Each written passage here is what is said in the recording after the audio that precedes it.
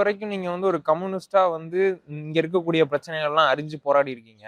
இப்ப அதிகாரமும் உங்க கையில வரும்போது, உங்களுடைய தலையீடு முதல்ல எதுக்கு இருக்கும்? என்னுடைய தலையிடம் குடிநீர் பிரச்சனைக்கு இருக்கும். ம். இது சென்னை மாநகராட்சியில திருவொற்றியூர் நகராட்சி, மணலி பேரூராட்சி, சின்னசேக்காடு பேரூராட்சி இதெல்லாம் இணைந்து தான் இன்னைக்கு மாநகராட்சி ஆகி இது மண்டலம் 1ன்னு இருக்கு. மணலி மண்டலம் 2ன்னு இருக்கு. இது இது இணைஞ்சதுக்கு பின்னாடியும் அநேகமா 14, 15 வருஷம் ஆனதுக்கு பின்னாடியும் ம். சென்னை பெருநகர குடிநீர் வழங்கல் வாரியம் மூலமாக குடிநீர் விநியோகிக்கப்படுறது இல்ல. ம். இப்ப நீங்க சென்னையில பழைய மாநகராட்சி பகுதிக்குள்ள பாத்தீங்கன்னு சொன்னா ம். 24 மணி நேரம் தண்ணி வரும். ம். குடியிருக்கிற தண்ணி எப்போ வேணாலும் கிடைக்கும் வரும். ம்.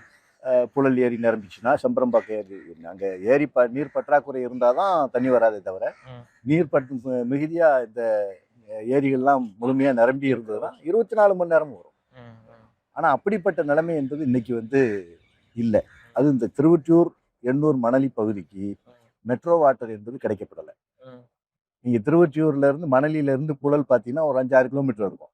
அங்கே தான் அந்த எண்ணெய் தண்ணியை சுத்திகரித்து சென்னை மாநகரத்துக்கு முழுவதும் விநியோகிக்கிறாங்க. ஆனா பக்கத்துல இருக்கிற மணலி கிடையாது, பக்கத்துல இருக்கிற மாதவரத்து கிடையாது, திருவொற்றியூர் கிடையாது. அப்போ இந்த மாநகராட்சி எல்லா வீடுன்னு இருந்தா சொத்து வரி கட்டினா நீங்க குடிநீர் இணைப்பு இருக்கோ இணைப்பு இல்லையோ அவங்க குடிநீர் வாரியம் வரி வாங்கிடுவாங்க. நீ இணைப்பே இல்லைனாலும் சரி கட்டி ஆகணும். அப்படின்னா எனக்கு குடிநீர் கொடுக்கணும்ல. அப்போ அந்த குடிநீர் கிடைப்பதற்கான அதுக்கு